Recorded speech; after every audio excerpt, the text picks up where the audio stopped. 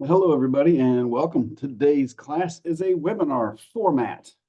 That means that your camera will not be active during the presentation.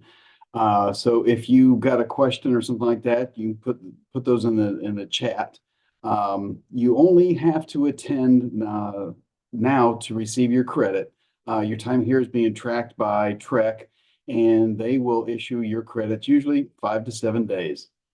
To view a schedule and sign up for other classes that we have coming up, you can follow this link that I will put in the chat myself right now.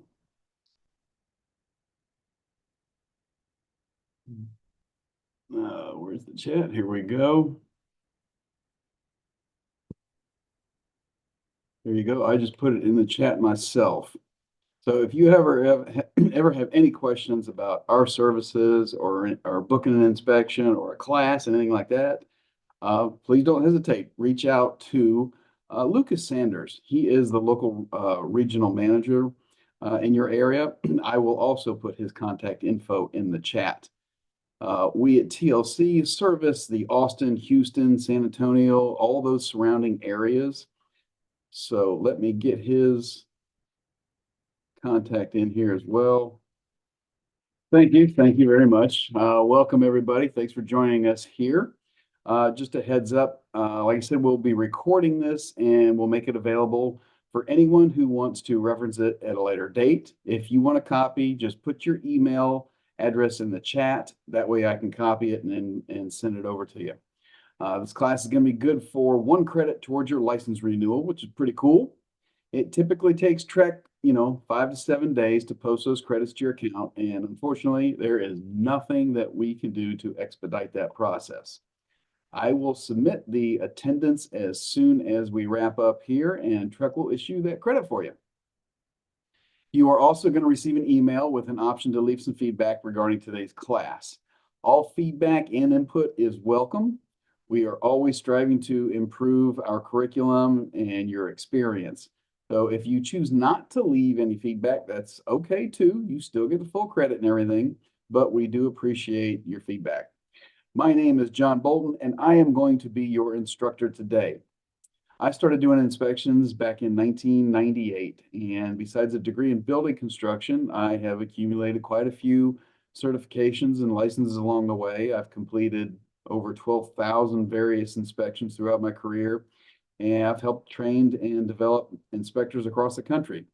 I am also a national speaker on all things inspection related and have published many articles and even written 2 books.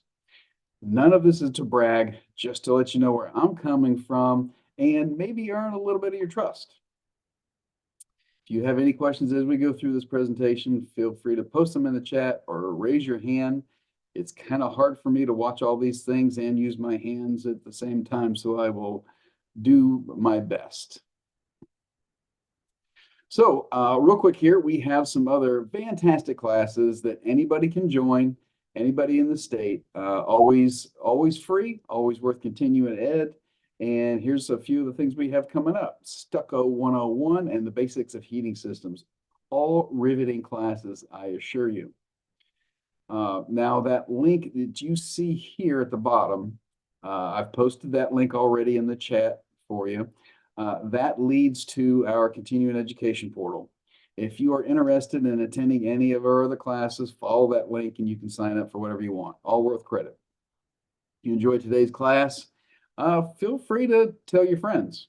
We appreciate that. Also, if any of you are interested in having maybe one of these courses presented privately at your office or for your team, we can hook you up. So before we get rolling today, this class is sponsored by TLC Home Inspections. TLC is a local multi-inspector firm servicing Austin, San Antonio, Houston, and all the surrounding areas. Here is what you get when you choose TLC as your home inspection partner. We do over 6,000 inspections a year, so we come from a lot of experience. We know you guys work 7 days a week, so we're available 7 days a week. We include industry-leading warranties with every full home inspection and protection beyond the inspection. We also are excited to provide you and your clients with access to HomeBinder. This is really cool. For the client, HomeBinder is like a single, simple, secure online platform for all their home maintenance needs. Clients can store their home's documents, including their inspection report, their warranties, repairs, renovations, all that stuff. And they receive maintenance reminders and appliance recall notifications in there. HomeBinder also offers free concierge service that the clients can utilize and set up their utilities and services and stuff that come with moving. Companies in there are vetted and specific for each market. Your clients do not have to use HomeBinder. It's just a complimentary, totally free service TLC makes available for all our clients and agents. Speaking of, for you, the agent, HomeBinder brands every message and reminder sent to the client with your information to keep you at the top of their mind. So HomeBinder also provides a repair pricer for the deficiencies found in the report that are researched and specific to that area that you're in. Okay, so you get accurate estimates. This repair pricer only goes to you, the agent. So you can utilize what you want if you want. We typically deliver our inspection reports within 2 hours of the inspection, as long as the technology gods are on our side. We have over 1,400 five-star reviews online, so we take our clients' services very, very serious. We also back every inspection with a 200% guarantee. What that means is if you are not completely satisfied with the inspection, not only are we going to refund your money, but we're also going to pay for and send out the inspector of your choice to redo the inspection. This takes away any risk of you not just giving us a shot at least. So here are a few things that separate us from the competition. We do a free thermal imaging scan on every inspection we perform. Pretty cool. Most of our packages include foundation elevation readings with the inspection. So we take that guesswork out of the foundation assessment for you. With most of our packages, irrigation systems are included, up to 12 zones. We do in-house termite inspections, swimming pool inspections, septic inspections, and depending on what market you're in, we offer mold and indoor air quality assessments. We can take air and surface samples depending on the situation, as well as sewer scope inspections. And last, really quick, because we are super excited to announce this, we are so stoked that we now offer the option for your clients to pay at close with no additional fees. How cool is that?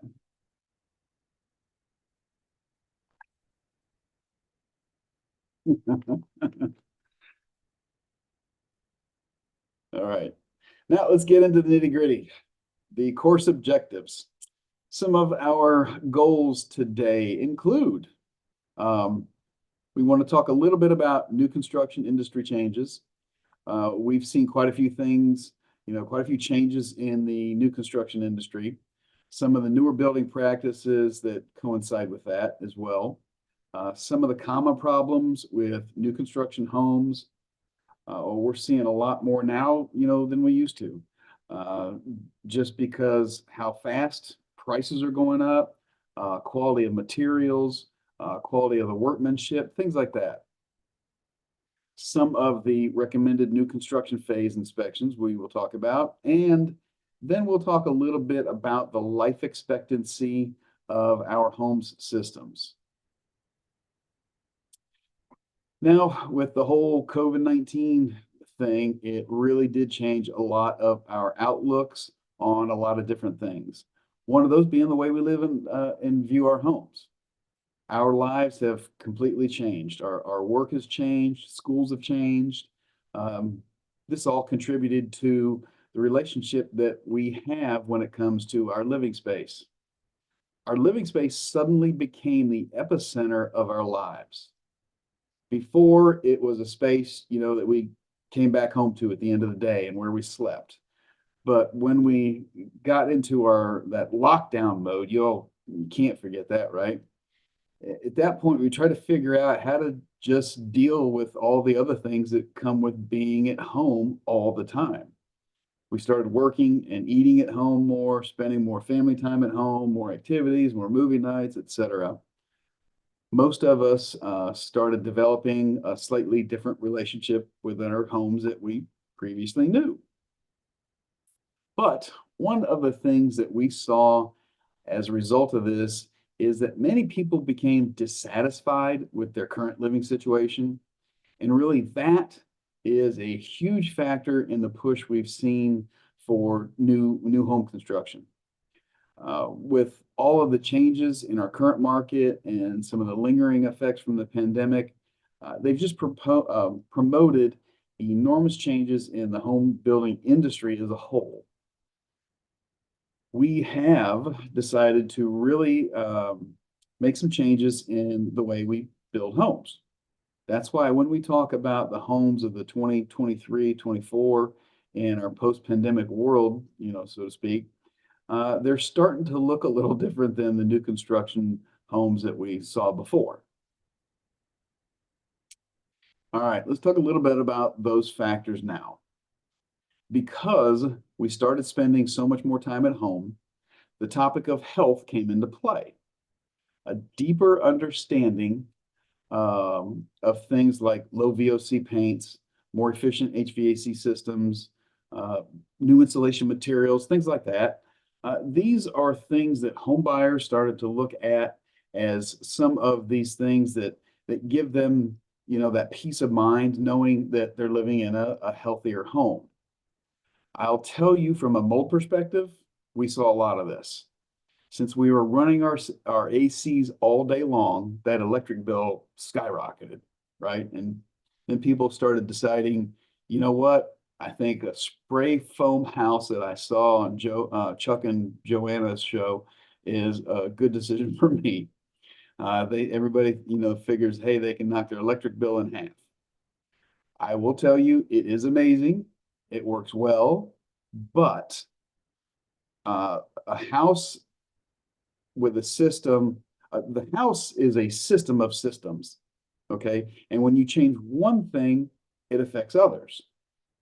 So as homes become tighter, you have less dilution. And we all know dilution is the solution to the pollution. I had one time, this was a very, very high-end home, multi-million, and they added the spray foam insulation. With the off-gassing, what happened was it turned everything metallic in that attic and associated systems, it turned it denim blue. It was a dark denim blue. We initially noticed it on the electrical panels when one of the guys was pulling the panels off and he looks at all the wiring and it's dark blue. And I'm not talking Chinese drywall type of stuff. Chinese drywall, we saw black soot-like coloration. This was blue and we were baffled. When I got up into the attic, everything metal was blue.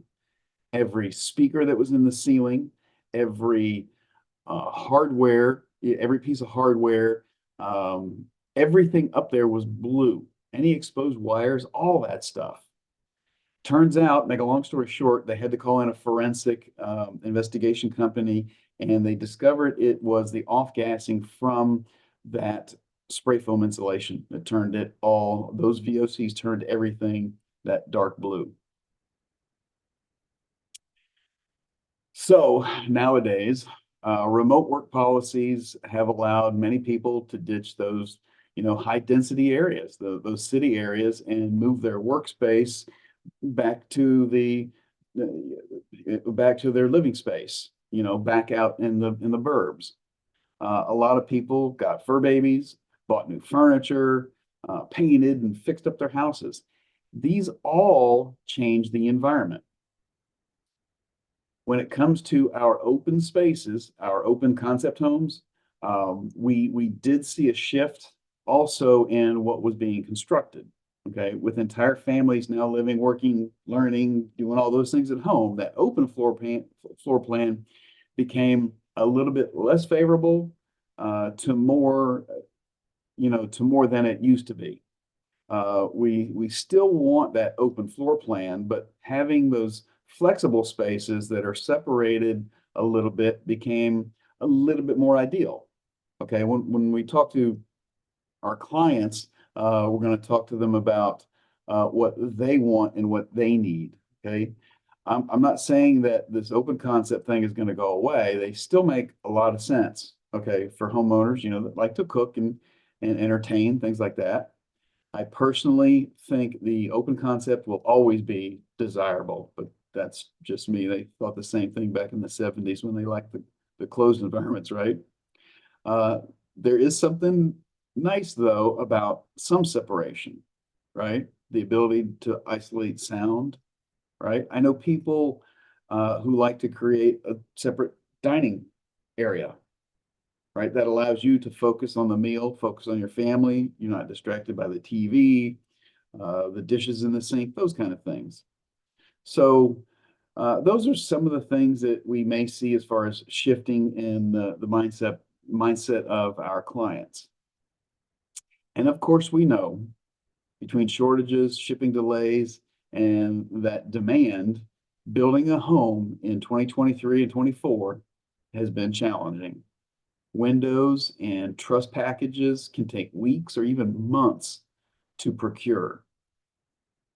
I know sometimes you have driven down the road and seen a whole truss package sitting there, and they've only poured the slab, or maybe they haven't even poured the slab because they have to order them so far in advance.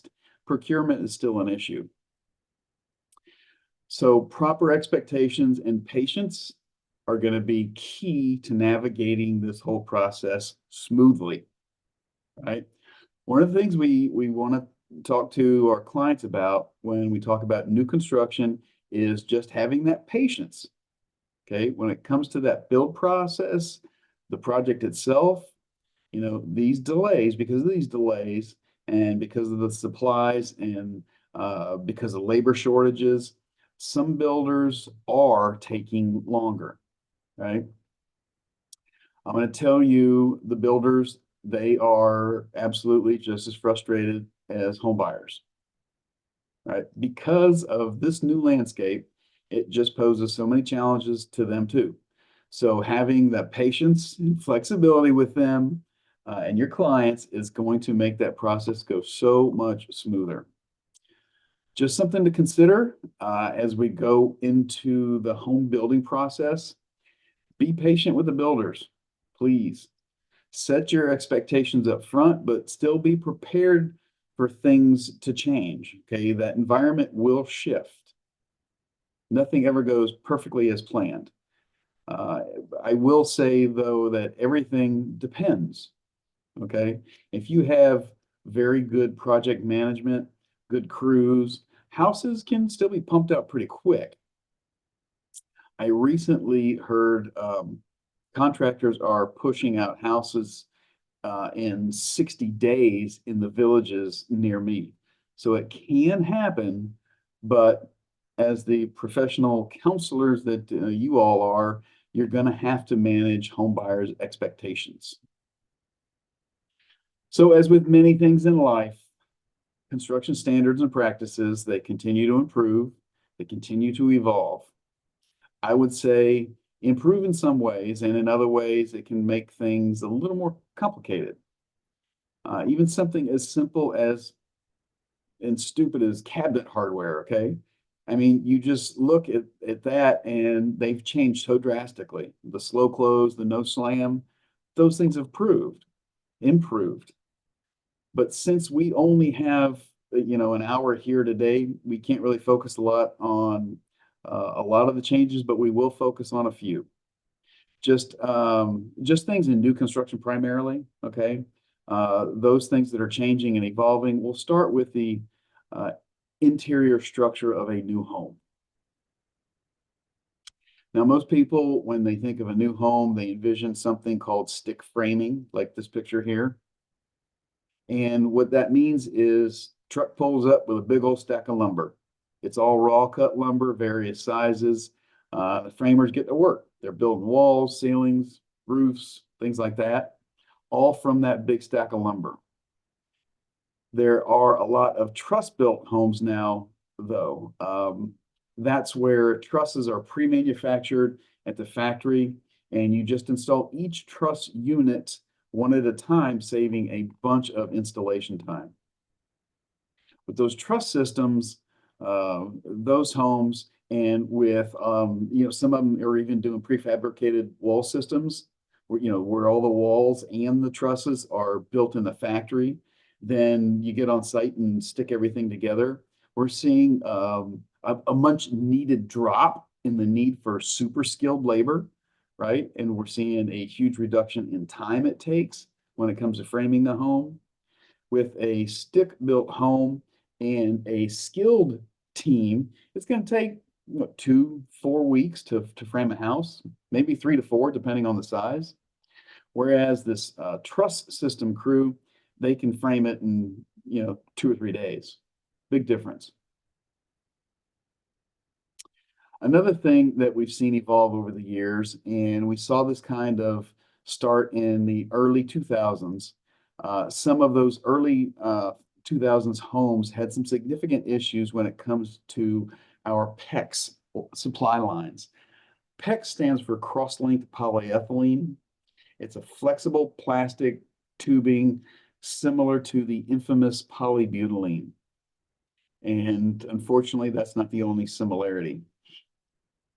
If you've been around any new construction homes or any homes where you've seen the plumbing in the last 15, 20 years, you've dealt with PEX.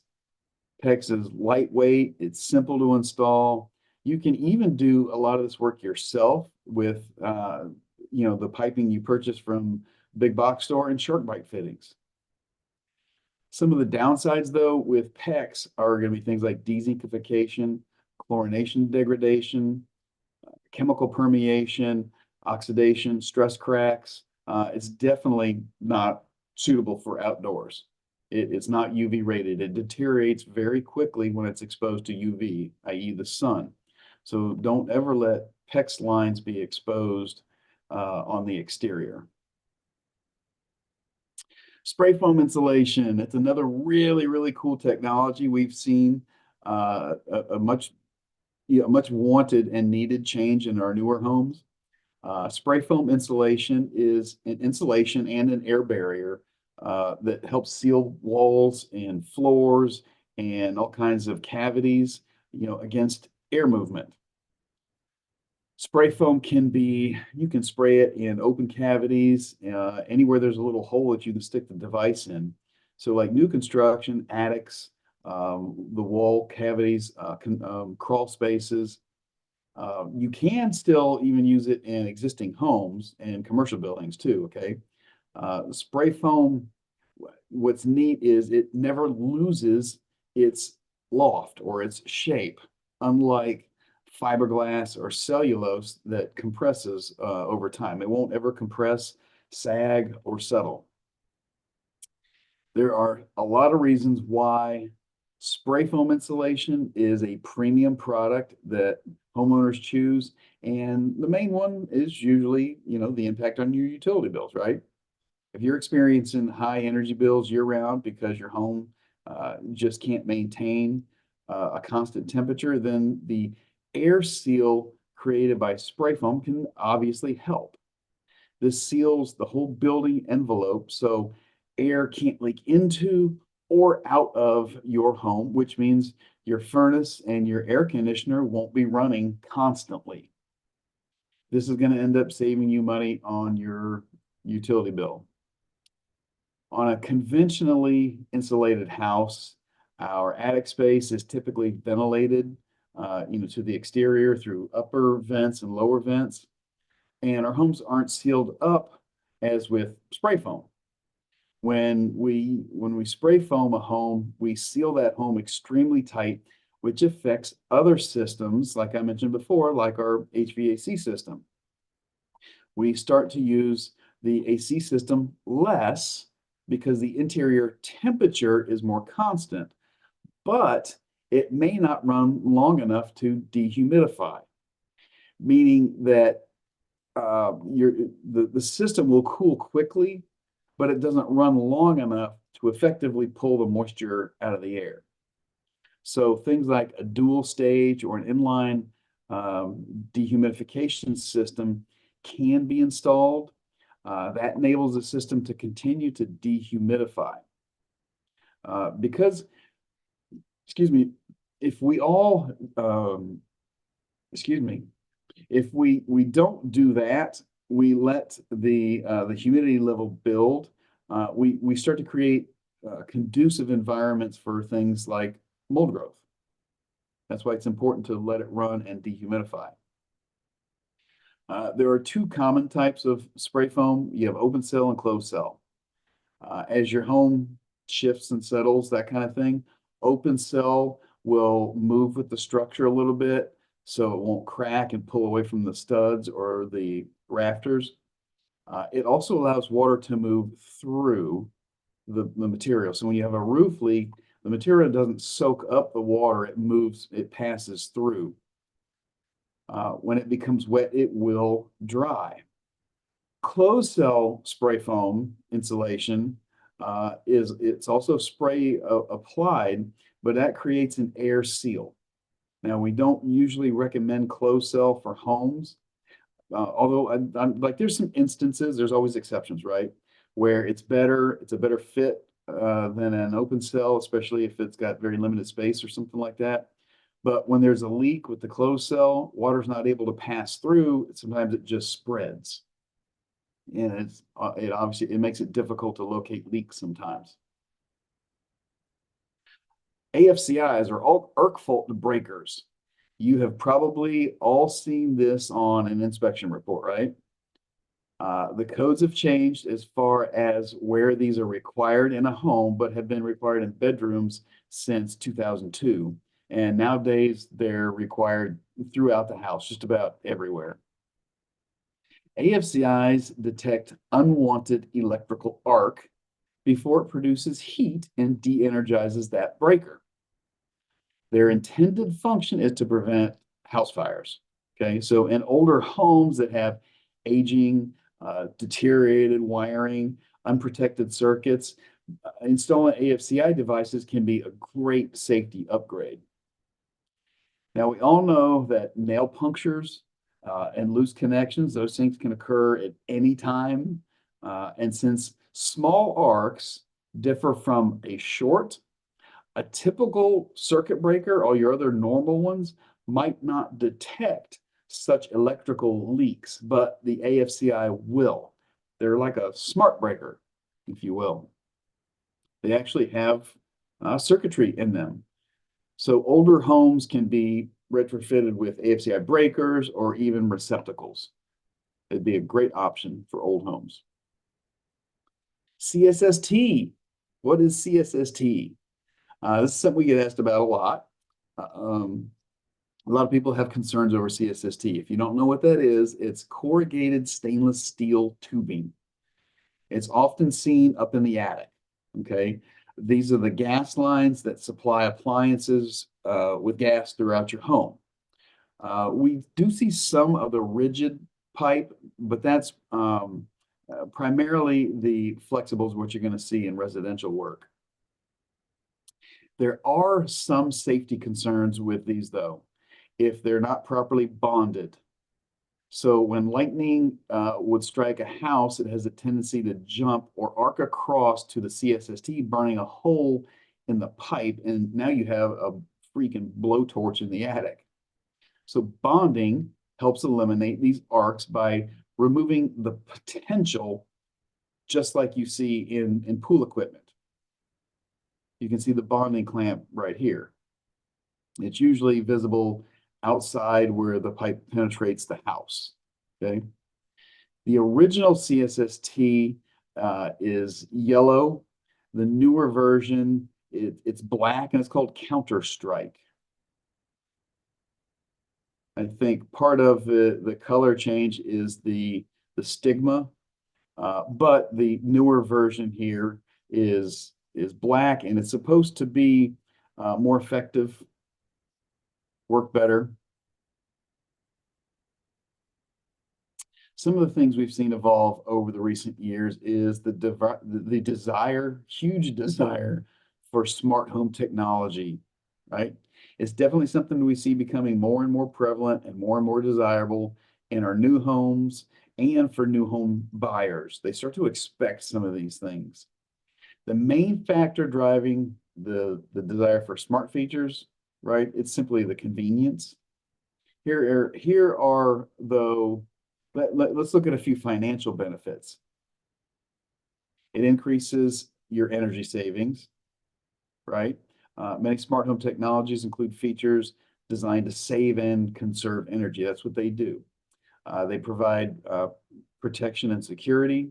It even increases our resale value. Okay, so homes offering the latest, greatest intelligent features will help sell or rent faster than those that don't. There was a recent study I had seen a little while back that said 86% of millennials are willing to pay more if the home has these smart automatic features, automated features. I guess that sounds better. That's because, these kids are way more technologically savvy than a lot of us. I can at least speak for myself. 50 plus. So that's an important thing when we consider resale value of our home, right? So you got to think, is it worth it? Is it worth the investment to install smart items? Those are factors that come into play when we talk about value to our clients and getting ready to sell their home. Smart devices are growing by the day, new stuff all the time. Some of the more common applications, everybody's seen the Ring doorbells and similar types, right? Door locks, thermostats, appliances, lighting controls, window shade motors, garage doors, home monitoring, appliance monitoring, all kinds of cool stuff. Next, we're going to discuss some common deficiencies we find in new construction. So please keep in mind, every situation is different. I get it. Okay. But there are some more common things that we encounter while inspecting these homes. So before you yell at me, hang for a second. Things like improper grading and drainage. We see that a lot in new construction. When we talk about grading and drainage, it's probably the number one factor when it comes to the health of our foundation. Okay, here you have hydrostatic forces that come into play, specifically around the foundation of the home, right? Here we're talking water that's pushing and pulling and penetrating our foundation.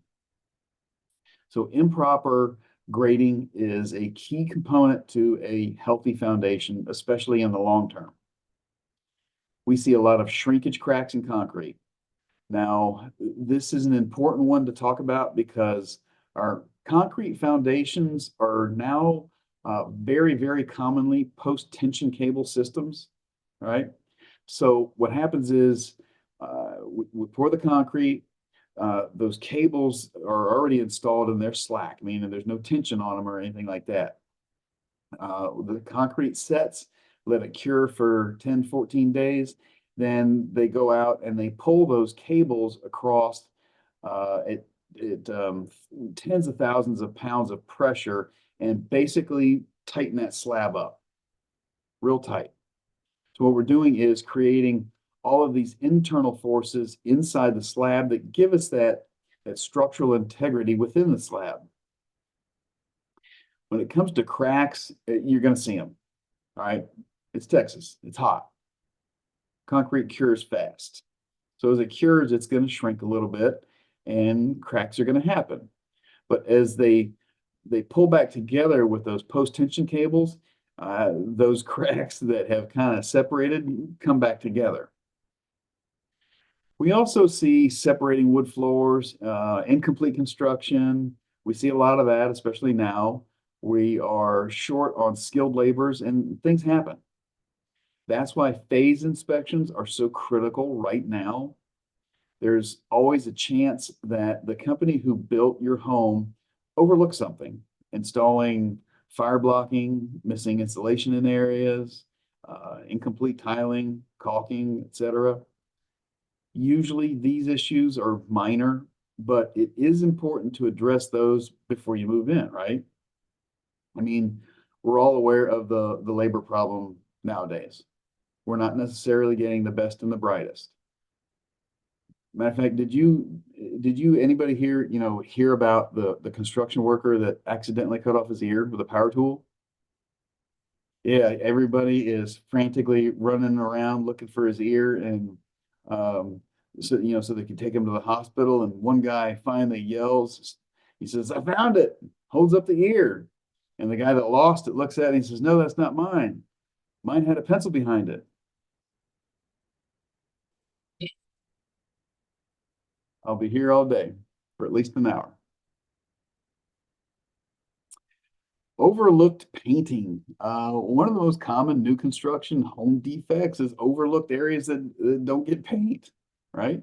You might find that the areas of these new homes, like garages, utility closets, other out of the way, out of the sight areas, don't get painted. So touch-up paint is usually done at the very end of construction. So many of these problems can be addressed after the inspection, not a real big deal. Another one is dirty ducts.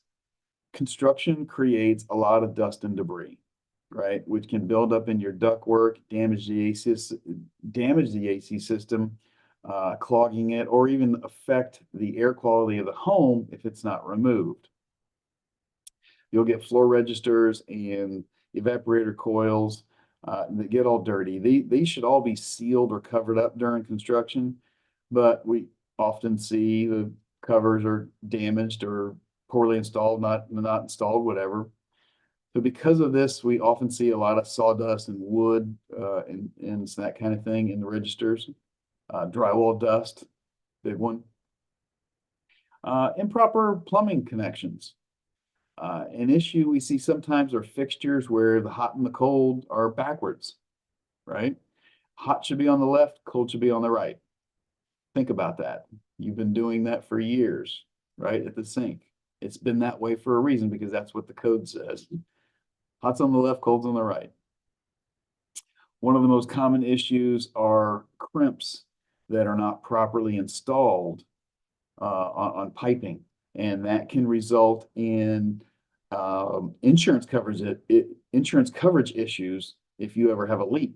If the system wasn't installed properly, sometimes that can affect you actually being covered. Incorrect appliance installation. That can be a bit of an afterthought, when building a new home, since it's one of the last things that ever goes in. You always want to make sure that appliances like dishwashers, disposals, range hoods, range, obviously, and microwaves are all properly installed from the very get-go. I'm sure one of you has experienced that kitchen hood, that exhaust up under the cabinet, right? Or the disposal that the plug in the disposal that wasn't removed when the dishwasher was hooked up. You've seen that before. How about doors that don't open or close, or that close on their own?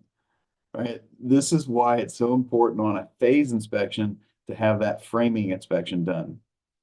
So that way we can confirm whether or not those doors and windows are properly secured.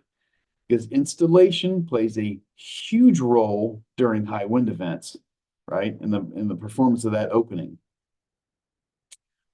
Floor scratches, wall damages, they're installing appliances, they're dragging heavy equipment through the house, and materials around the home can get scratched and damaged. Things like that happen. But this should be fixed before the home is either put on the market or completed, on a new home build.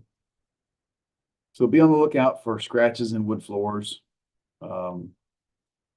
countertops, wall dings, those kind of things, and heating and cooling systems. Those are big. A lot of people build a house in the middle of summer, and when they get, wintertime, they go kick on that heater and it doesn't work because the heater wasn't tested in the middle of summer. And that's something important to test if you can. Obviously, if it's a heat pump type system, you might be able to inspect the emergency strips if it has it, but you cannot inspect the heat pump portion because you can damage the system, right? But if it's something like gas, we can absolutely test that heat during the summer. It's not fun, but we test it. In Texas, phase inspections are very, very popular. Phase inspections require a specific level of experience, and not all inspectors do phase inspections, nor should they. You have to fully understand construction in order to be able to do this. We have some phenomenal inspectors who do.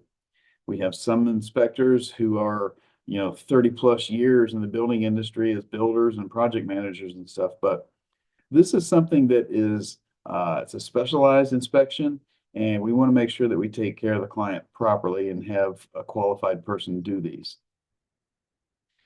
Typically, there are 4 types of phase inspections. The first one's going to be a pre-slab inspection. Okay. I love this inspection because it's kind of like the backbone, if you will, of the home. However, some builders are not getting us in there quickly enough or letting us know, notifying us with time. It's not an end all be all, but if we can't get there, I will tell you it's very beneficial if we can. These are inspections done before the slab is poured. Inspectors are evaluating the condition of the forms, platforms, the rebar, cable placement, as well as you have all your rough end drain lines. Inspectors are verifying accuracy based on the provided drawings if they're there. So an inspector has got to know how to read blueprints. If the drawings aren't there, all you can do is evaluate the conditions based on standard practices for the area. Next, we have the pre-drywall inspection. This is the most requested and most important phase inspection there is. This is how we get the home tight and secured, okay? These inspections are conducted when the interior framing structure of the home is completed before the insulation goes up, okay? Or is sprayed or whatever it is, right? Before the drywall goes up. The inspector is going to evaluate the whole framing structure, the rough and plumbing, electrical, HVAC ducts, and the exterior moisture barrier. It is extremely important to check all bearing points. Make sure that those bearing points are in the right place with the right bearing and all the right fasteners. We've all been in that home where you have this big, beautiful vaulted ceiling in the living room. It's a year old and you have a crack running right down the middle of the ceiling, right? Most likely this is cosmetic, okay? It's typically due to expansion and contraction, right? It's hot in the attic, it's cool in the conditioned space. But now it's there because we didn't get that framing inspection tightened up in all those areas.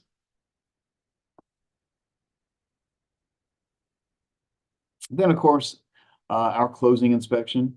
It's the only one that's regulated by TREC, right? So it does have to be a TREC licensed inspector for this phase.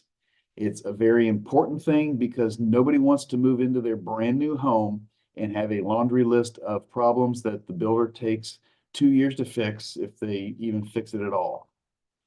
There are lots and lots of horror stories out there.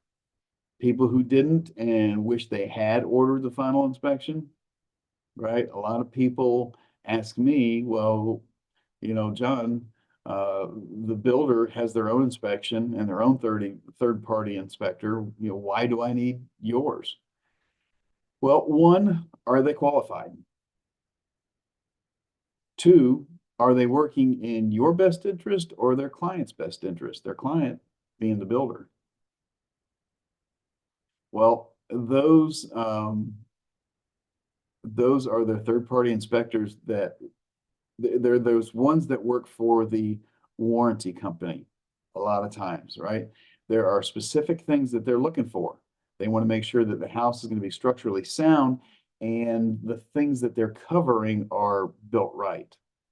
They don't necessarily care about your crooked walls and doors that don't work, windows that don't work. They don't care about any of that. They care about the structural warranty component of it that they are responsible for paying out on and nothing else. So I got to ask you, what level of complexity do you think they're going to achieve if they're doing 30 inspections a day? Right? They don't hop on a roof. We do. They don't go in the attic. We do. They literally walk around for 5-10 minutes, take some pictures, fill out a form, and that's it. That's what they do. So as you're talking to your clients, you can educate them on this because there's a lot of cases where they think they're having this inspection done and then call us in for the 11-month warranty. And they have this laundry list of complaints that the builder never addressed because the builder told them, you don't need to get an inspection done because we have our own third-party inspector dude that's going to take care of that for you. Everybody has heard those stories, right? Last, we have those 10 or 11-month warranty inspections. We definitely recommend this. It's just another home inspection, typically smaller, not as much stuff, but they reveal things that may not have been apparent that were, 10 or 11 months ago, right? This is when you're about to lose that 1-year warranty coverage. So you really want to make sure you get that builder and his subs to fix as much stuff as you can before they no longer take responsibility for that home. Because you all know about carpenters, right? They get hammered every day. Electricians are always buzzed. Masons get stoned, and roofers, yeah, they get high.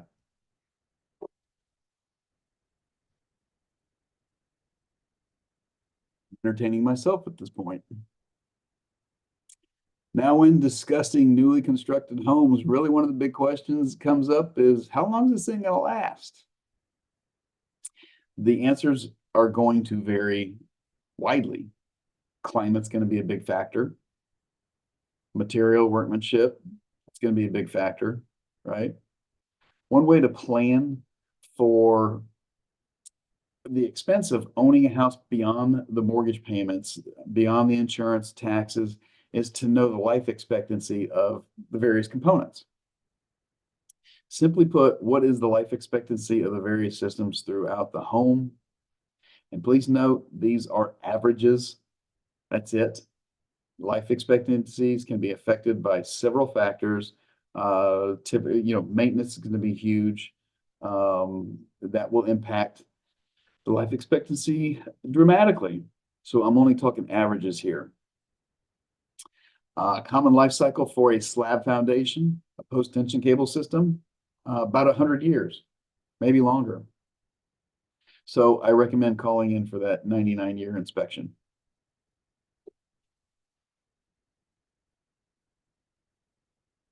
Pier and beam foundations are about 75 years or even more, especially if they're maintained. Here's a great picture. Love this. Slab on the left, pier and beam on the right. That's a very healthy build right there because the one on the right, because they're using concrete in order to support the whole structure. It's also keeping the wood away from the ground.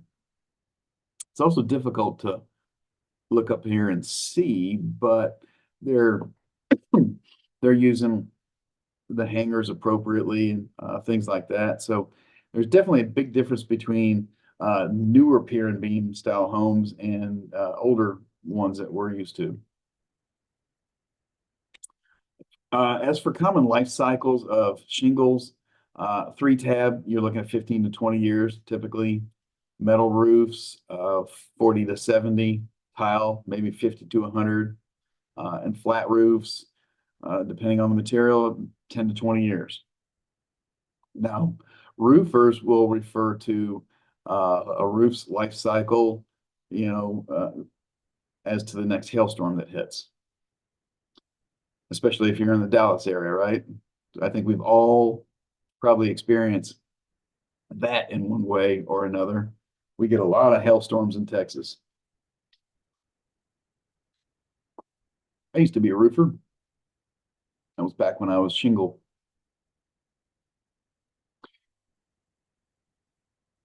For those of you who caught that. All right, now these numbers are not really applicable anymore. They're older, but the scale's kind of still relative. Everything is more expensive now. These are numbers by the square. A square is 100 square feet. Okay. Uh, you can see there that obviously asphalt shingles are by far the least expensive when it comes to cost. And that's why most homes, especially here in Texas, use asphalt shingles, right? But there's quite a few other options here as you start going up into tile, um, metal, metal and concrete are kind of, they're going to last you a long time and they're going to be the best bang for your buck, you know, as opposed to going something really expensive like a slate or clay, something like that. These numbers here are also very relative, but the key is maintenance. The key to keeping AC systems healthy is maintenance.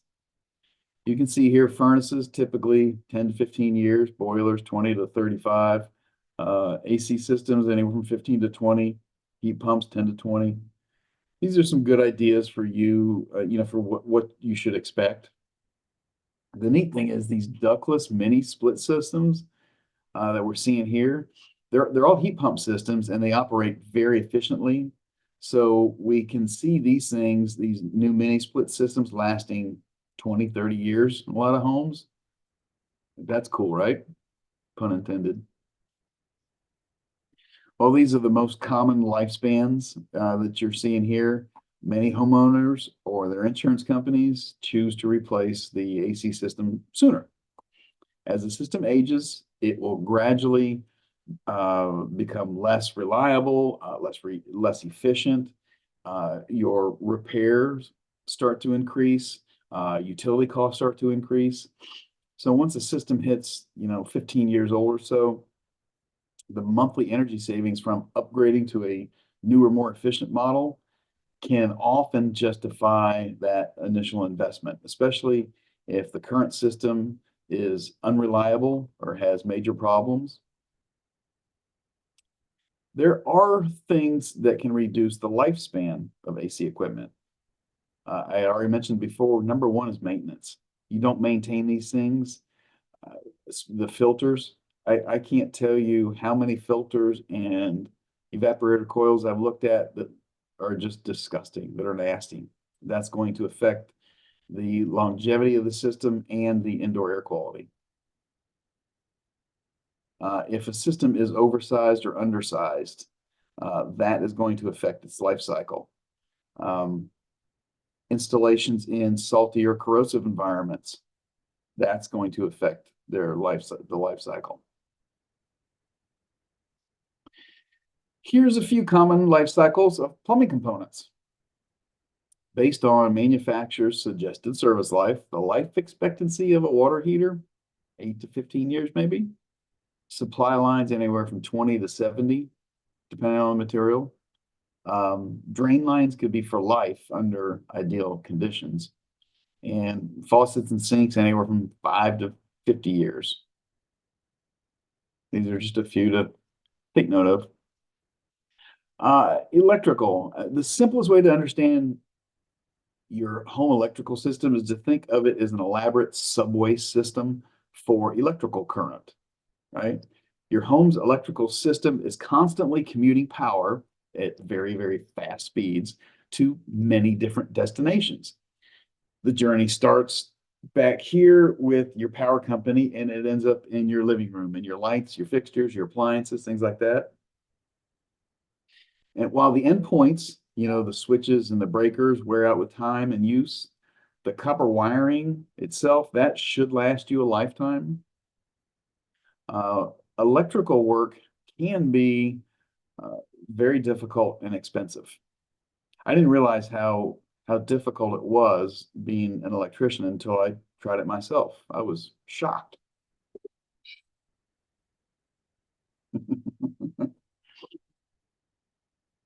And here's some good information on common life cycles of our appliances.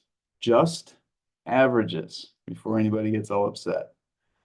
Appliance life expectancy depends on great extent how it's maintained. I can't beat that up enough. Furthermore, most homeowners are going to replace appliances long before the end of their useful life. But dishwashers, disposals, those are going to be anywhere from 10 to 15 years. Microwaves, 10 to 20 years. Hoods and fans, same thing, 10 to 15 years. So that's it, folks. That brings us to the end here, and I think I've nailed the time frame perfectly. Thank you all so much. Feel free to use me as a bad comedian example. That way I won't be totally useless. I will stick around for any questions. But before we get to the Q&A portion of this, I will make sure the contact information is in the chat, which I believe I've already put there. So if you want to check out the schedule of classes, sign up for any classes, we really appreciate it. That link is in the chat. If you ever have any questions about our services, booking an inspection, or doing a private class, anything like that, please don't hesitate to reach out. Again, TLC services, Austin, Houston, San Antonio, all the surrounding areas. And we appreciate you guys very much. So with that said, thank you again. I will sit here and do my best to answer any all questions you might have. Awesome. I've got a few comments. Fantastic. I appreciate y'all very, very much. Thank you and have an awesome week.